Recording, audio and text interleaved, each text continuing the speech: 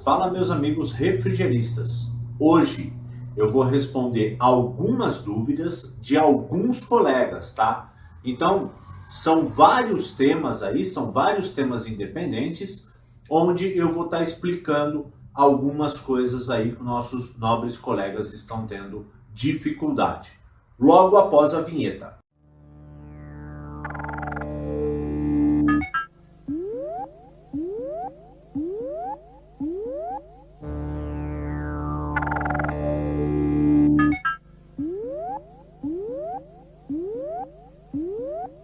Uma das dúvidas que um dos nossos amigos está tendo aí é sobre o posicionamento do furo da serra-copo para que a tubulação passe certinho. Porque o que acontece?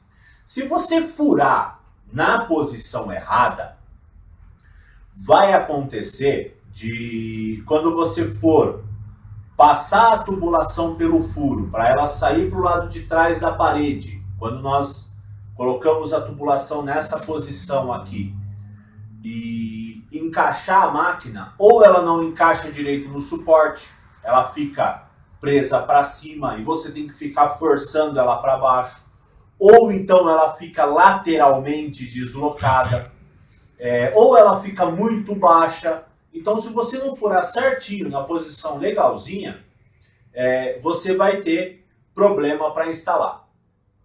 Primeira coisa, eu particularmente, para as máquinas que têm tubulação de 1/4 e meia,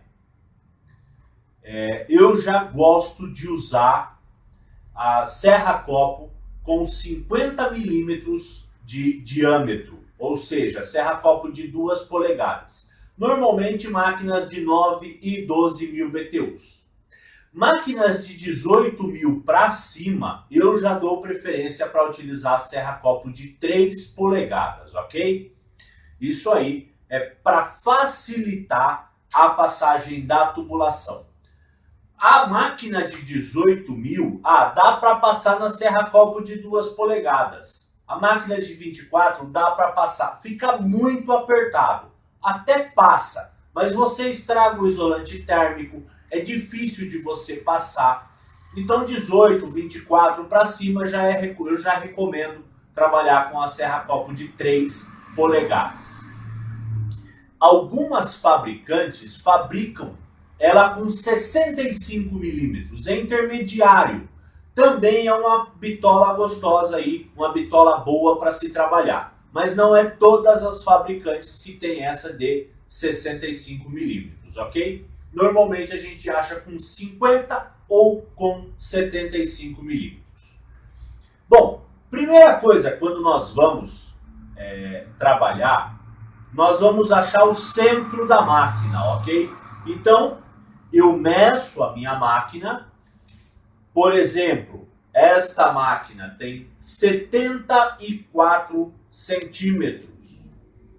Então, eu acho o centro da máquina.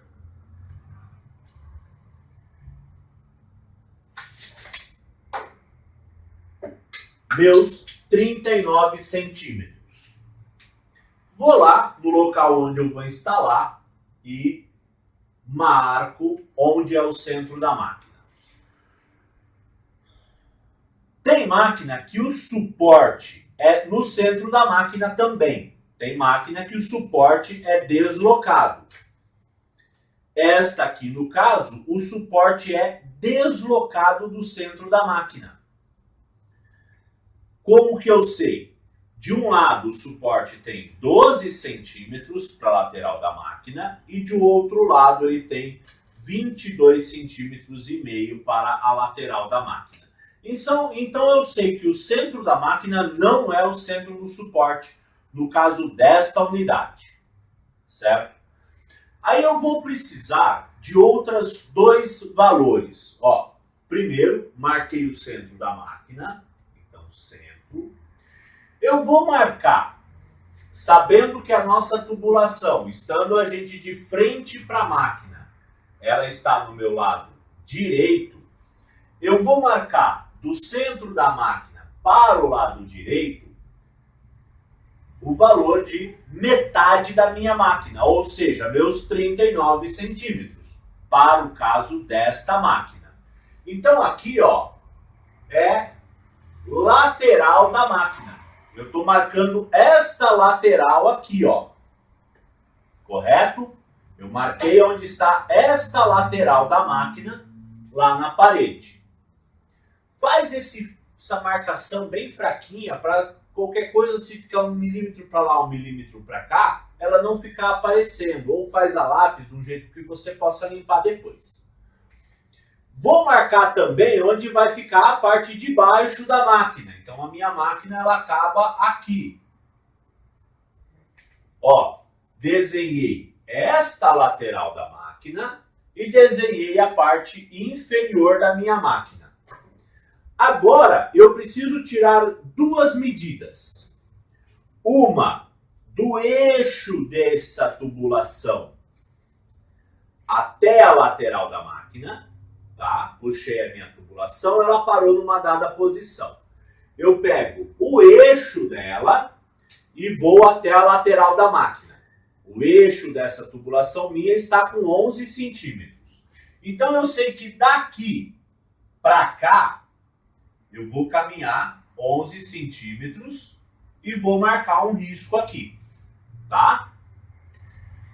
Daqui para cá 11 centímetros e marquei um risco. Vou pegar o eixo da mesma tubulação, só que em relação à parte inferior agora. Essa aqui, aproximadamente 5 centímetros e meio. Então, eu marco da parte inferior para cima, aproximadamente 5 centímetros e meio, e risco. Como eu marquei o eixo, marquei o centro, o meio dos tubos, aqui está o meio do meu furo para serra-copo. É aqui que vai vir o guia da minha serra-copo, nessa cruz aqui, para que eu faça o furo e o furo saia na posição correta para que o meu tubo passe sem problema. Lógico, nunca se esqueça que nós temos que ter espaço aí para o dreno também, tá? Não vamos colocar um furo muito pequeno, porque pode ser que você não consiga passar o dreno junto depois, certo? Essa era a dúvida de um companheiro nosso, nós estamos aí a pedido fazendo essa filmagem para ajudá-lo nesse processo de instalação que é um pouquinho mais chato, que é quando você quer colocar as conexões da máquina para o lado de fora da parede. Certo, amigos? Até a próxima. Bom, hoje eu vou falar sobre a tabela, como a gente usa uma tabela de pressão e temperatura. Tem alguns companheiros aí que estão com uma certa dificuldade, tem uma certa dificuldade com isso. Então, um vídeo explicativo aí de como fazer essa utilização, como nós utilizamos dela. Eu transcrevi uma parte da tabela do R22, uma parte da tabela do R134A, tá? Então eu transcrevi o R134A, não, o R410A. Eu transcrevi só uma parte que é para a gente entender como que ela funciona. A tabela completa, ela vai de menos 50 até mais 130. Então seria muitos valores aí, seria até um pouco ilegível. Então, um pedaço dessa tabela aí só para a gente entender.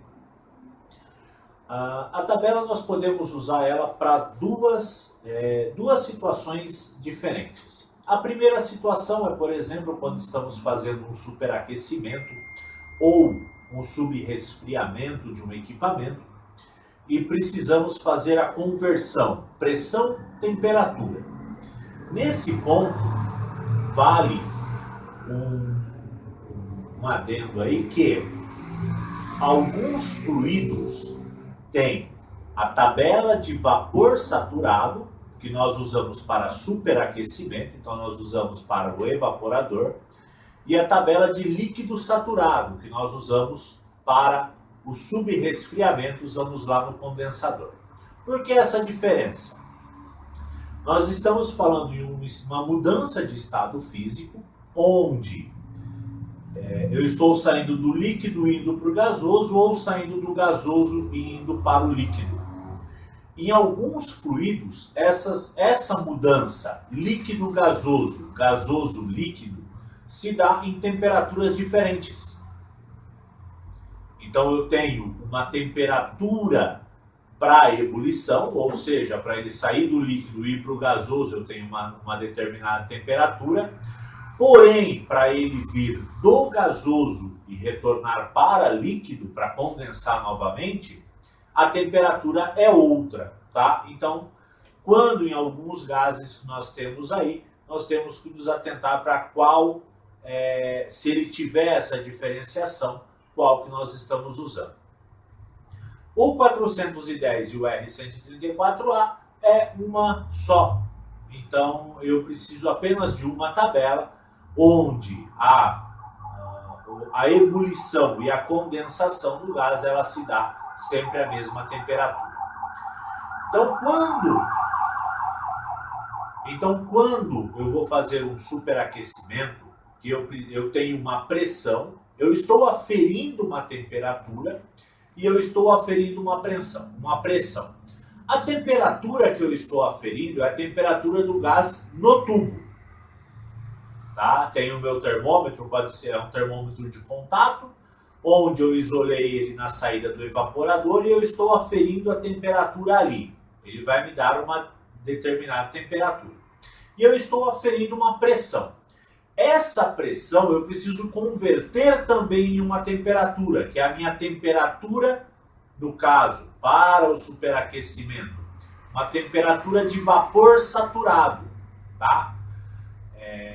Essa temperatura que eu vou converter da pressão para a temperatura é uma temperatura onde o gás está entrando em ebulição, ou seja, é a hora que ele saiu do meu restritor e ele quer, por diferenciação de pressão, trocar do estado líquido para o estado gasoso.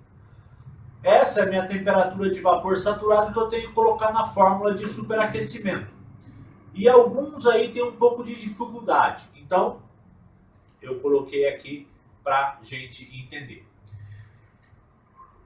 Por exemplo, estou trabalhando com R22 e aferi lá que a minha pressão na saída do evaporador está por volta de 58 PSI.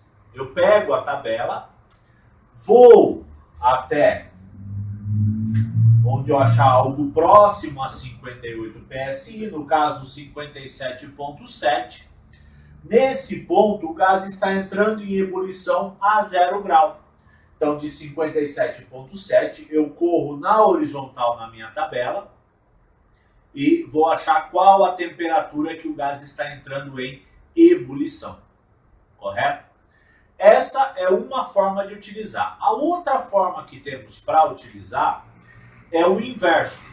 Eu desejo uma temperatura e a partir daí eu vou buscar qual a pressão que eu quero trabalhar. Por exemplo, eu quero trabalhar com refrigeração comercial, eu quero climatizar um ambiente. Normalmente, para refrigeração comercial, nós nos utilizamos do gás evaporando em temperaturas positivas, para que não haja congelamento do serpentinado, não haja bloqueio do serpentinado do evaporador. Então, quero que o meu gás esteja evaporando a 1 grau, 2 graus, que é a temperatura que eu não vou congelar o orvalho. Então eu venho na minha tabela, vejo 1 grau, então eu venho na tabela de temperatura e olho 1 grau. Corro na minha tabela na horizontal até chegar na minha pressão. Bom, para o R22, 1 grau está a 60 PSI. Então eu vou querer que minha máquina chegue próximo a 60 PSI para que eu saiba que ela está evaporando a 1 grau. Já no meu R134A, no meu R410, esse mesmo 1 grau positivo, ele já está em 105 PSI. Então, por características diferentes, o gás ele usa uma pressão maior. Ok? Quando que nós usamos esse tipo de aferição, esse tipo de trabalho com a tabela? Principalmente quando nós vamos trabalhar com câmaras frias. Por exemplo, eu quero fazer uma câmara de congelados. Aí eu vou lá, eu verifico, minha câmara de congelados ela tem que chegar em menos 18. Se ela tem que chegar a menos 18, o meu fluido ele não pode ferver a uma temperatura acima disso. Ou seja, eu preciso que o fluido esteja fervendo abaixo de menos 18 graus. Para o R22, vai ser por volta aí de 20 PSI, para ele ferver abaixo de menos 18 graus. Eu não posso, por exemplo, fazer uma câmara fria, deixar a pressão dessa câmara fria com 60 PSI e acreditar que ela vai chegar a menos 18. Ela não vai conseguir. Por quê? O gás só vai retirar calor acima da temperatura que ele está entrando em ebulição. Abaixo nunca. Uma câmara fria de resfriados, normalmente entre 2 e 8 graus. Eu vou na minha tabela. 2 graus é a temperatura mínima que eu quero da câmara fria. 2 graus ele está fervendo a 62 PSI e meio. Porém, se eu deixar exatamente, não vai funcionar direito. O que eu faço? Eu conto aí 5, 6 graus para baixo. Então eu vou lá para menos 4, menos 5 e deixo 46, entre 46 e 48. Eu tenho uma temperatura diferenciada da temperatura que o gás está entrando em ebulição e a temperatura que eu quero no equipamento. Lembrando que quanto menor essa temperatura, ou seja, quanto mais justa for a temperatura que eu quero e a temperatura de ebulição do gás, mais difícil vai ser de que eu atinja o meu objetivo. É mais fácil nós trocarmos calor quando nós temos grandes diferenças de temperatura do que quando as temperaturas estão muito próximas. Então, por exemplo, se eu quero uma câmara fria a menos 18, o meu fluido vai ferver pelo menos a menos 25. Se eu quero a câmara fria a menos 2, o fluido vai ferver a menos 5. Na refrigeração, a comercial, o ar-condicionado, o fluido ele ferve a 1, 2 graus porque o ambiente vai chegar no mínimo a 16, ele não vai abaixar disso. Então nós temos aí 14, 15 graus de diferença. Tá? Então é isso, essas são as duas maneiras que nós temos para usar a tabela. Tá? E qualquer dúvida deixa nos comentários que a gente vai tentando ajudar.